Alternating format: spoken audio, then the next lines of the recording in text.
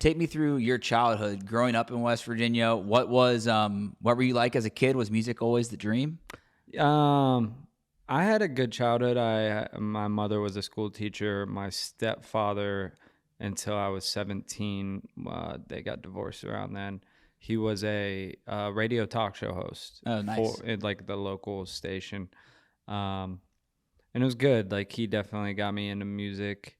I got into hip hop. Like my earliest memory was like I didn't know my biological dad, and they were like angry raps about like, I was listening to like Eminem, and it was Yeah. very like, and a lot of people were talking about that in that genre at the time, and I remember like that was like where I let out my anger as Yeah. a kid to that. So I started rapping when I was like probably 12, 13, and then when I was 17 and a senior in high school, I saw Wiz Khalifa. He was coming up.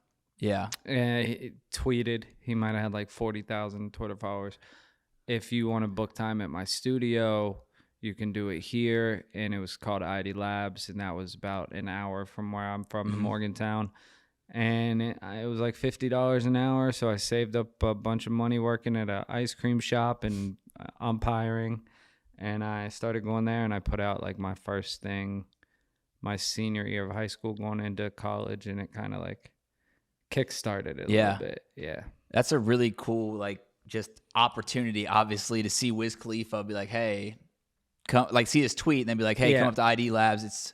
Well, the funniest thing is when I went there for the first time, I had a session with this dude, Big Germ, who you've heard. Yep. They started throwing his name throughout it. And Mac Miller was also in there, and we were both seniors in high school, and he hadn't put out anything. I hadn't put out anything, and just kind of seeing what transpired over that was cool. Yeah, that's super crazy to like look back at 17, 18-year-olds sitting 17. there. My first concert ever was my senior year of high school, and it was me and Mac Miller opening for Currency. Wow. In front of like 20 people. That's still crazy. Like when you talked about like just being in ID Labs, being with Mac, like and seeing everything that happened between all of your careers. But if I can walk back, and we didn't talk about this beforehand because we just wanted to be open with the mental health side of things. You mentioned writing raps about your dad when you were younger, when you're first getting into it, because you had never met him. Was that? Last time I saw him, I was in first grade. I got my name changed legally, and he showed up to the court date to try to fight it. But yeah, no, I haven't seen him since then. Is that something that took a toll on you as a kid with your mental health? Of course, yeah. I mean, it's all.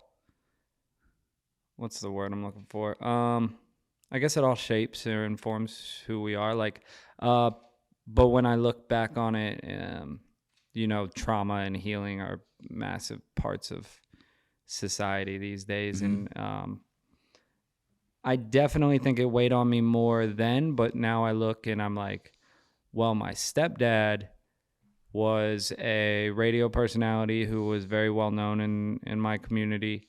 His personality was exactly like mine. His love of music drew me to music. So now I'm able to look at it and be like, well, I'm this other dude. So like, yeah, who cares that I didn't know this other person, because, I wouldn't be this dude that I am without my stepdad. Yeah. And that's, my parents split, I think, when I was 12, and I like have a really good relationship with my dad, but my stepdad, Josh, I give him all the credit in the world, because that's a very tough situation sometimes to step in and like figure out how to act, how to be, how to, maybe like you don't want to be too much in some situations, but like step parents do like become such a big part of your life and your family. And it seems like your stepdad was a huge role model for you.